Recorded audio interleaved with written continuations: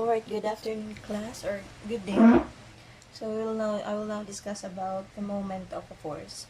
So moment, when a force causes an object to turn, its turning effect is called moment.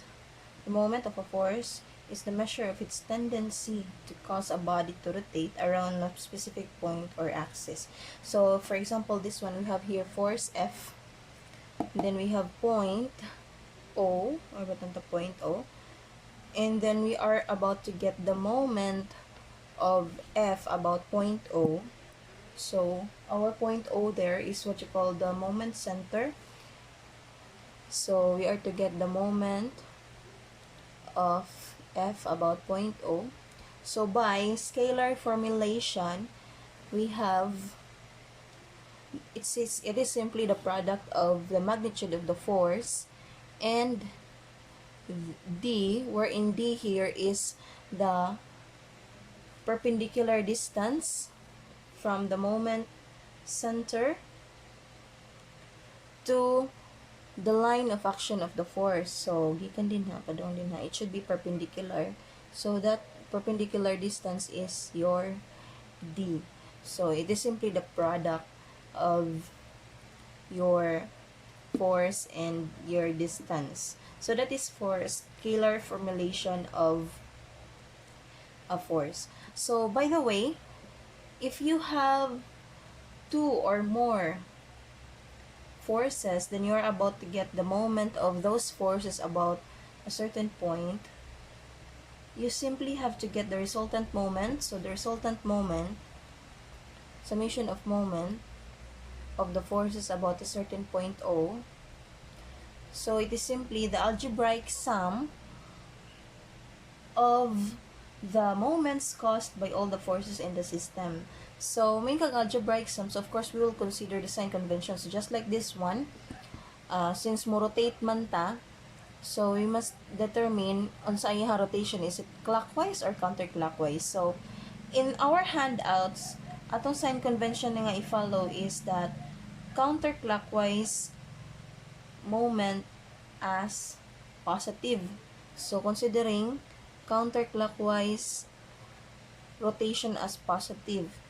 And so, kung naay force, like for example, this one, F, di ara nga to ang point O.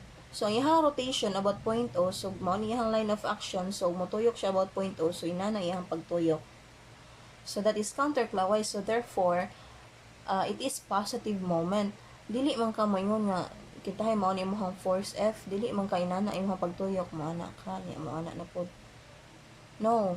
Kaduha na ka na ning rotate, di ba? Ning tuyok. So, diri, ning tuyok ka diri. Yan, tuyok na sa ka din. So, ang imuha na rotation is, this is your line of action. So, padung ka na. So, that is counterclockwise. Therefore, so, gi-consider na to counterclockwise rotation is positive. Therefore, ang moment aning F about point O is positive. So, say for example, ang imuhang answer is negative. But, you assume here, ang imong assumption po diri is considering counterclockwise rotation as positive. So, kay clockwise rotation as positive man, yung imuhang gi-assume diri. Therefore, maka-expect jud ta nga imuhang answer for this moment of F about O is negative, no? Kay counterclockwise man, yung imuhang gi-assume is clockwise moment as positive man. So, hinana siya. Because dili tanan nga books mo follow nga counterclockwise rotation as positive. So, there are also nga clockwise rotation as positive. So, it is important nga naa ang imuhang figure or the illustration nimo and as well as ang imuhang assumption. Do not forget to write down your assumption. Okay, for example, different ta og answers ang inyong sign, different tag signs atong answers. So, I will go back to your illustration and your assumption kung sakto ba siya sa imong gi-assume, no? So, that is one. Also, the resultant moment, so say for example, you have 3 forces, then you are about to get the moment sum of the 3 forces about point O. So, we have, for example, in figure 3.3, this is your point O, and then we have your F1 here, you have your F2, and you have your F3. So, it is said you have to get the algebraic sum of the moments. So, may kang algebraic sum, i-consider na to ang iyahang rotation and the sign convention niya. So, for example, for this one, you are to get the summation of moment of the force about point O. So, we will consider, so in this one, we consider counterclockwise rotation as positive. No? So, therefore, it is simply the summation of the moments niya, which is FD. So, we have F1, D1. By the way, our F1, ang rotation na to with F1 about point O is this one. Counterclockwise. So, counterclockwise positive man. So, positive si F1, D1. Then, what about F2? So, si F2, di ara, kung inig-rotate na to about O, ana siya. So, clockwise rotation. So, at is negative F2, D2. By the way, asa may D2 na to, ani? So, kani, ang ato ang D, it should be perpendicular. Na siya di, ha? Also, this is our D1. So, this is our D2. It should be perpendicular. And then, our D3, if you're given D3, perpendicular to F3, ang rotation nato ni F3, dara si F3, then dara si point O, ang rotation nato niya is counterclockwise, so positive gihapon. So, plus F3, D3. So, that is the moment sum. Okay, so, that is why, in our equation 3-2, so, mao na siya. Ang follow nato or ang gi-referan, of course, nato sa ato ang equation 3-2 is your figure 3-3. So, we also have this, what you call the Varignon's theorem. Varignon, or the principle of moment. Varignon's theorem. So, unsa man ning Varignon's theorem, class? So, Varignon's theorem states that the moment of a force is equal to the moment sum of its components. So, the moment of a force, say for example, we have this one. This is your X, this is your Y. Suppose na kay force kini. Then, this is, putanta, this is 1, this is 2. This is your force F. This is your origin. So, ingon si Varignon's theorem or the principle of moment that the moment of a force ko, no? So, moment of F about point O, is equal to the moment sum of its components. So, ang atoang F class, since inclined at an angle man na si F, kana siya, kintahay tagaan ka og slope. For example, in our illustration, you're given the slope. So, this is your Fx, this is your Fy. Then, patuyo ko na to siya about point O. So, simply, it is equal to the moment of Fx about O plus the moment of Fy about point O. So, you are to solve Fx, pila si Fx, pila si Fy. And then, kwaon ni mo ang perpendicular distance. Like, for example, si Fx, dara ang moment, ang line of action ni Fx. No, kani? So, ang perpendicular distance ni Fx from point O is this, 2. So, mo na siya dira. Fx, solbo ni mo pila si Fx, tingali na kay value, butanta, this is 10. And then, we have this angle, 30 degrees. So, Fx therefore times 2, ato na lang ni iswap. Then, your Fy, ang ato ang Fy, this is the line of action of Fy. And then, gikan ni 0, that is times 1. Our Fx, how do you get your Fx? F is 10. So, your Fx therefore is F cosine 30. So, 10 cosine 30. And then your Fy is F sine 30. So, that is 10 sine 30. So, mo na may substitute diri. So, you get now the moment of F about point O. Kaya, for example, in ani, this one, yeah, diri ni mo siya patuyokon. Maglisod man kagkuha sa ihang perpendicular distance, like that. Asa man imong perpendicular distance, ana, maglisod ka. So, tingali, inigkuha ni mo, di ara na siya diri. So, para di ka maglisod, imuha siyang i-follow sa principle of moment or the variance theorem. No? Kuhaon nimo ang iyahang components, fx and fy, and then kuhaon nimo ang moment of the components about that point.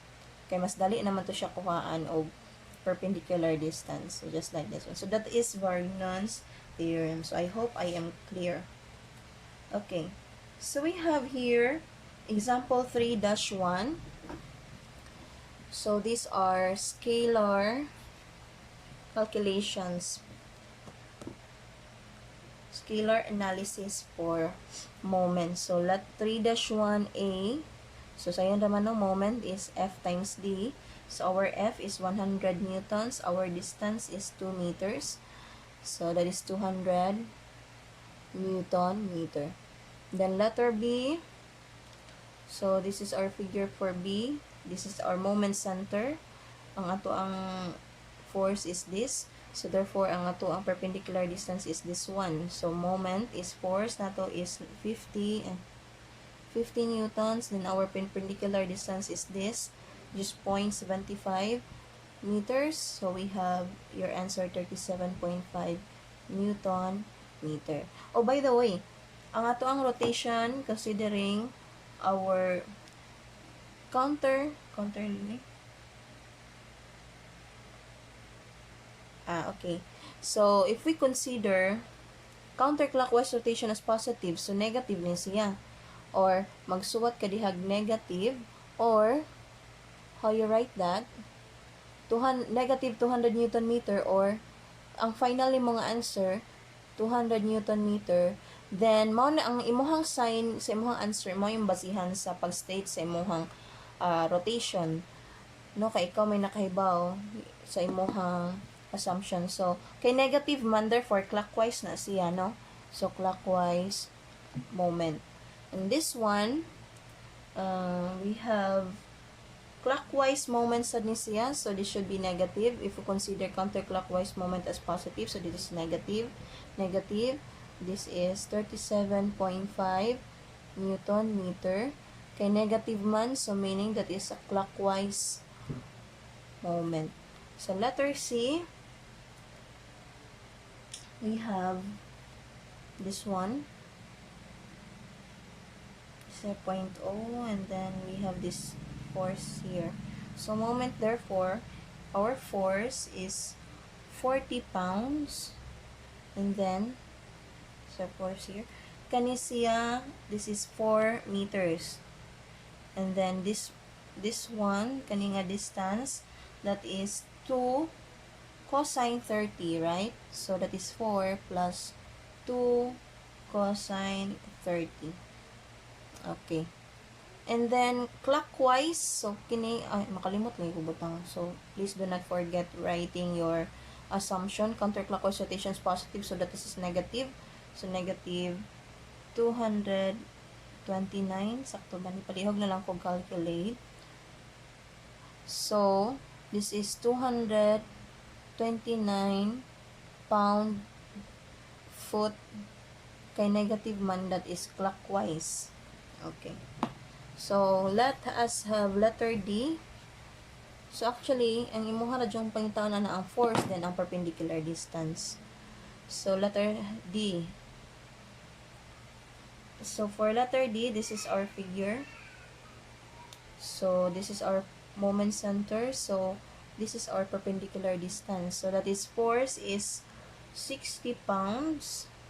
Then, our D is, that is 1 cosine, sine 45. 1 sine 45. So, your final answer for this is 42.4. That is, inana siya, no? Asa man siya patayokon. di ara. So, ang rotation nato is counterclockwise. So, counterclockwise, positive, this is positive. So, meaning to say, your rotation is counterclockwise. Nga moment na siya. And finally, we have this point O. This is our force. So, letter E, our force is 7 kilonewtons. And then, this is our moment, or perpendicular distance, this one. So, this distance is given, which is 4, minus this 1. So, that is 3 meters. Or that is 21 kilonewton meter. This counterclockwise. So, this is positive, counterclockwise. Okay. So, by now, I guess, na studihan ninyo yung handouts. I just want to clarify. Excuse me.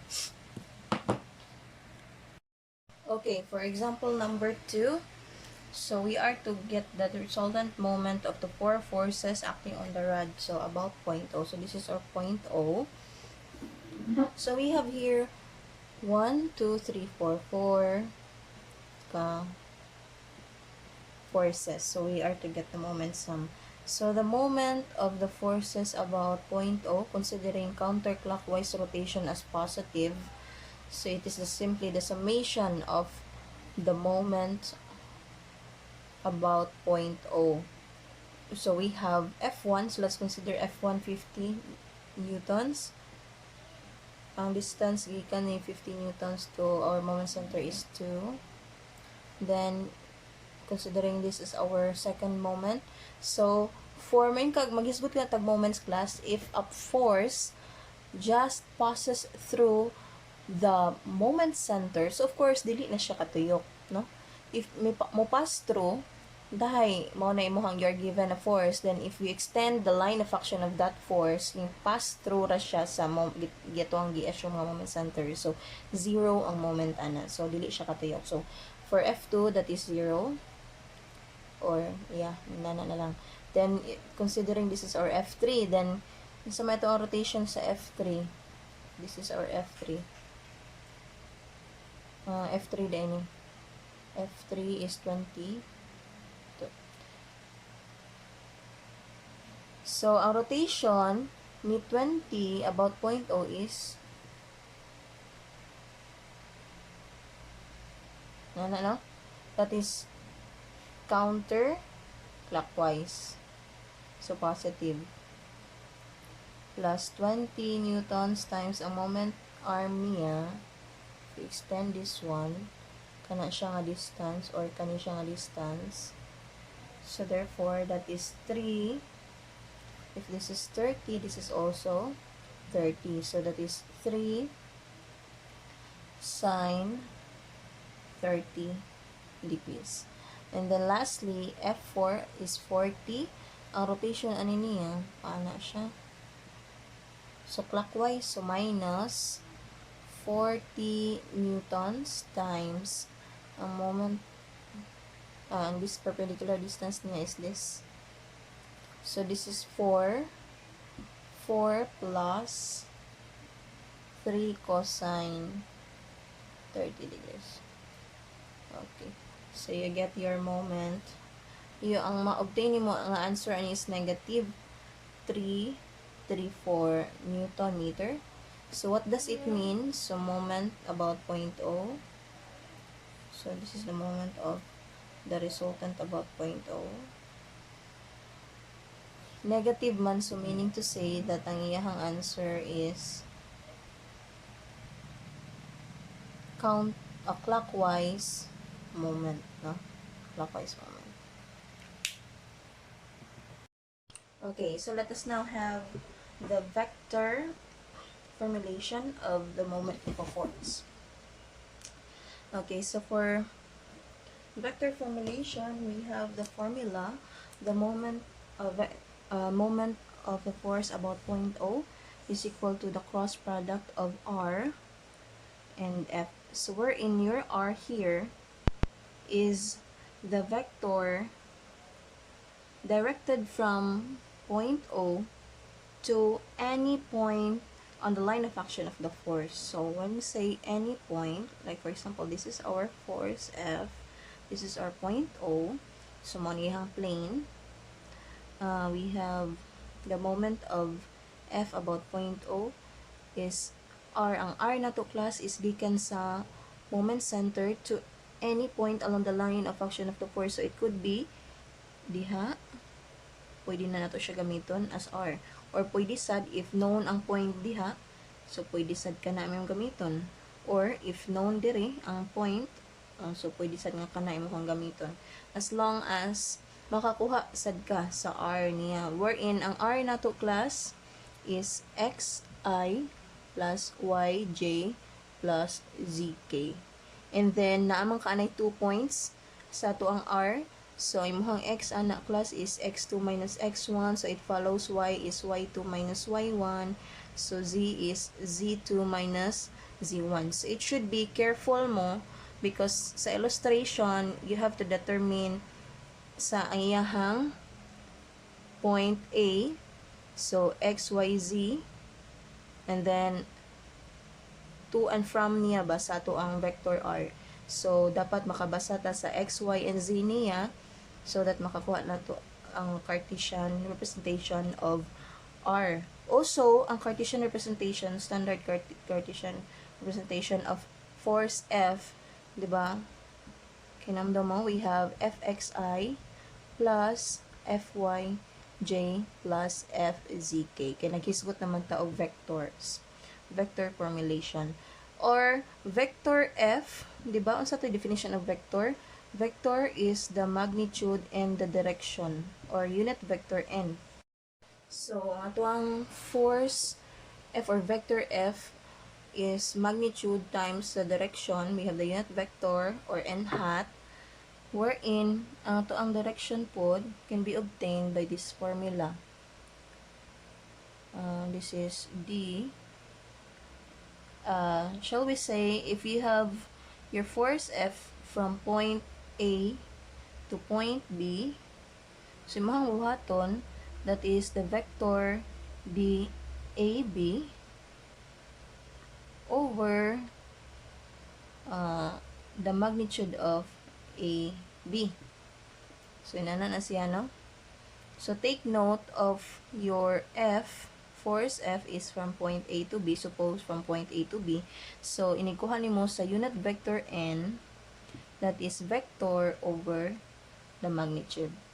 So, do not forget, if wala ni siya gihatag dayon, susolbo nimo ang imuhang Cartesian representation sa imuhang force F. This is how you do it. This one. Okay, let us try, for example, and then, if you have this one, na kay F, and then you have also your R, so proceed din ka with your cross product. No? Cross multiplication niya. By using the matrix or the determinants. Okay, so let us have example 3-3. Determine the moment produced by the force F about point O. So, express the result as a Cartesian vector. So, moment produced by F about point O.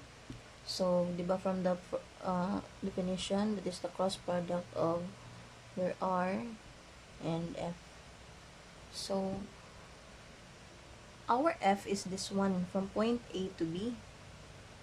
No? F na to. So, our F is, force vector F is magnitude times the unit vector N. Where in the unit vector, we have vector DAB. So, this is AB. Since our force F is directed from point A to B. So, vector AB over the magnitude AB. So, ang vector AB na to, it should be in the form xi plus yj plus zk. And then, you already know how to get the magnitude of that for the magnitude of AB. So, our F here is given, which is natay value 2 kilonewtons. This is given. And so, for this one, Can you see, we have, since our f is given at between, we're given 2 points, so our x here, it should be x2 minus x1, your y is y2 minus y1, and z is z2 minus z1. So, let us have this one. A, B. So, dapat kahibaw ta sa coordinates niya. Our B, our x is lera. That is at 4.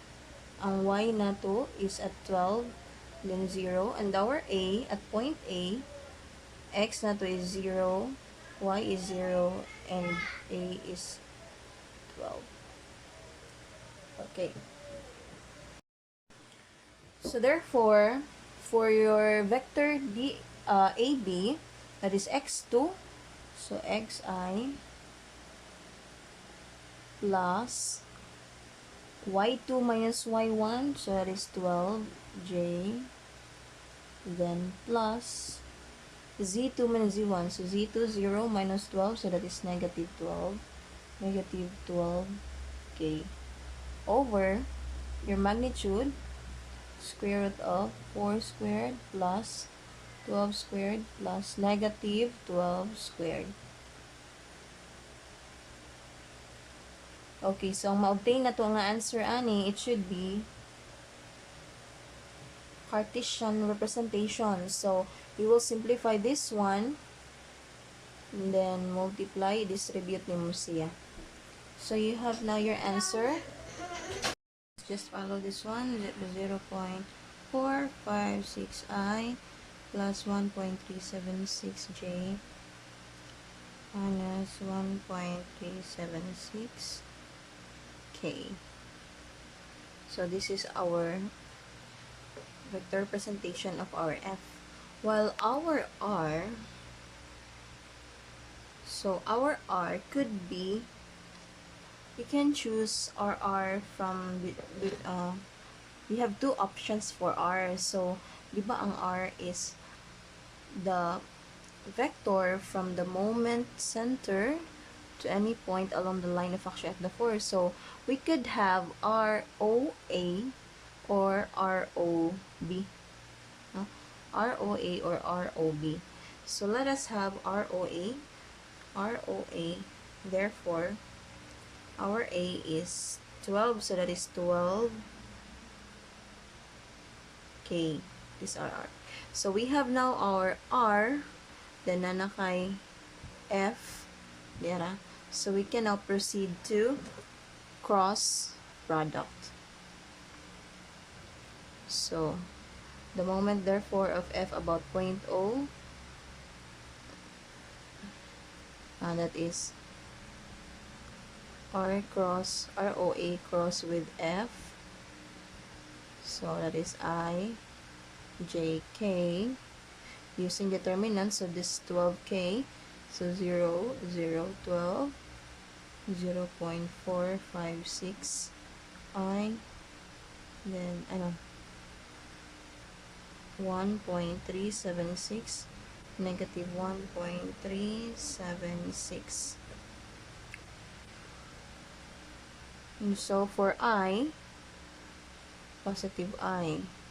So, this is 0 minus, pila may 12 times 1.376. 12 times 1.376 minus J, so plus, minus, then plus. Our J is 0 minus this one, 12 times 0.456. Then plus K, our K is, this is 0 minus 0. So, we have now the moment. So, vector, no? Vector ang atong ipangita. Cartesian vector ang moment atong ipangita. So, we have the final answer, negative 16.5i plus 5.51j. Okay. Okay, so here's example 3-4. Two forces act on a rod as shown. Determine the resultant moment they create about the flange at point O. Express the result as a Cartesian vector. So, since our F1 and F2 are already expressed as a Cartesian vector, so we can directly, pwede na dili mag-solve. Can directly get the cross product. So, since we have two forces, so we have to get the summation of the moments of the forces about point O. So, we have to get the moment of F1 about point O plus the moment of F2 about point O. So, for F1, ROA cross F1, and then plus for F2, we have, this is B, right? So, we will get ROB cross with F2. So, these are all vectors. Since given ang F1, F2, no? How about ROA? Our ROA, so from point O to A. So, this is X2. So, 0 ang X, ang Y 0, ang Y is 5. So, positive 5. So, 5J. So, maura na, no? No other, wala siya Z. So, ROB, this is our B. This is from O to B. So, X2, our X here is forward ka o 4. So, 4I. Ang yahang Y is 5. So, positive 5J. And then, our Z is, ang positive Z is pasakas. So, ning-down man siya 2. So, negative 2K. So, this is our ROB. Okay. So, therefore, this is JK. Our ROA is 0, 5, 0. And our F1, looking at our handouts, negative 60, positive 40, and 20. Then plus IJK. This is ROB is 4, 5, negative 2. Our F2 is 80 I plus 40J minus 30K. Next.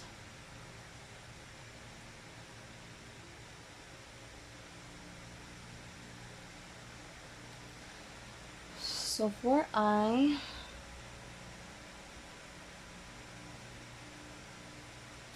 we have 100 minus 0 minus J. J na to is 0 minus 0, then plus K. Our K is 0 minus negative, so plus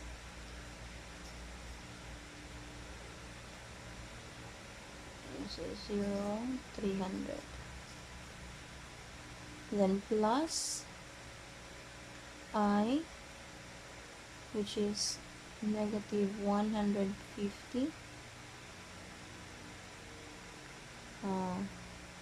minus negative 80, minus J. So our J is negative 120 minus negative 160. So plus 160 plus K. Our K is 160 minus 400. So that the final answer we got 30I minus 40J plus 60K. So this is now your final answer. Next, let us proceed to 3. Okay, so this is sample number 3-5. Determine the moment of the force about point O. So we have here force F, which is 5 kilonewtons. Then it is given an angle 45 degrees below the horizontal, this one. And then we have this as 3 meter length with an angle 30 degrees. So, ang pinakadalian is, since our force is inclined at an angle, ang pinakadali is to follow the principle of moments, that the moment of F about point O is equal to the moment of Fx about O plus the moment of Fy about point O. So, this is our F. This is iyahang Fx. This is its Fy. Kay para, this is simply the magnitude of Fx times the perpendicular distance plus the magnitude of Fy times the perpendicular distance niya pod. So, our Fx, pila man ito Fx, since this is 5, so therefore, Fx is 5 cosine 45. By the way, let us consider counterclockwise rotation as positive. So, si Fx, ang iha rotation is paano siya? So, clockwise rotation, so Fx is negative ni siya. And then, again, that is F cosine 45. Then, times na iyahang perpendicular distance, di araman si Fx, no? Then, perpendicular distance from the moment center. Kung ato ni siyang i-extend, class, ato lang na siyang i-extend. Ang perpendicular distance niya, this one. Ano niya perpendicular distance, which is, kani siya, equal to this. 3 sine 30 degrees. Since 3 man siya, and then this is angle 30. So, this one, pag kani, pareho na siya. Then, what about Fy? So, our Fy, ang iha rotation is clockwise gihapon. So, minus nila. Fy na to is 5 sine 45. Then, our D, this is our Fy, right? So, ang ato ang perpendicular distance ana niya, kanin siya, this one, 3 cosine 30 degrees. Okay. So, mo ni ang pinakadali nga solution for this problem. You get the moment of F about point O. Okay, the answer for this is negative 14.5. So, unit kilonewton meter. Or, that is 14.5 kilonewton meter. The rotation is negative, so therefore that is clockwise. Okay? Clockwise rotation. Next is 3-6. So we have the last example for this one. 3-6. Find a force F acts at the end of an angled bracket. Determine the moment of the force about point O. So, we have this one. This is our point O.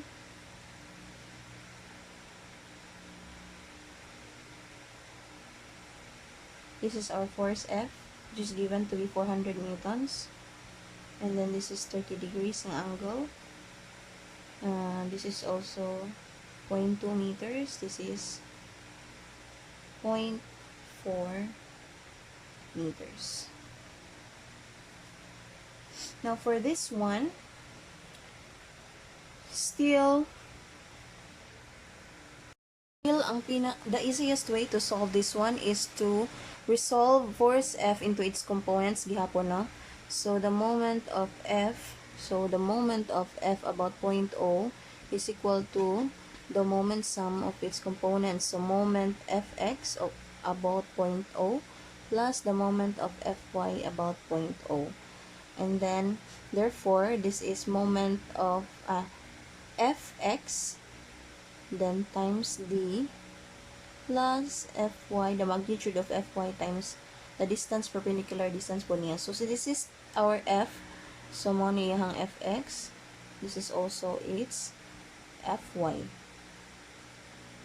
So, therefore, the moment is equal to, so we have this Fx na to is 400 F sine 30 degrees.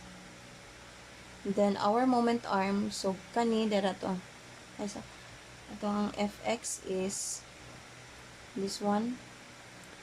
So, ang ihang moment arm, dara si Fx, no? So, ang ihang perpendicular distance from point O is this one, 0.2 meters. So, by the way, ang ito ang rotation na pod counterclockwise rotation as positive. So, ang rotation ni Fx, counterclockwise rotation, so positive siya.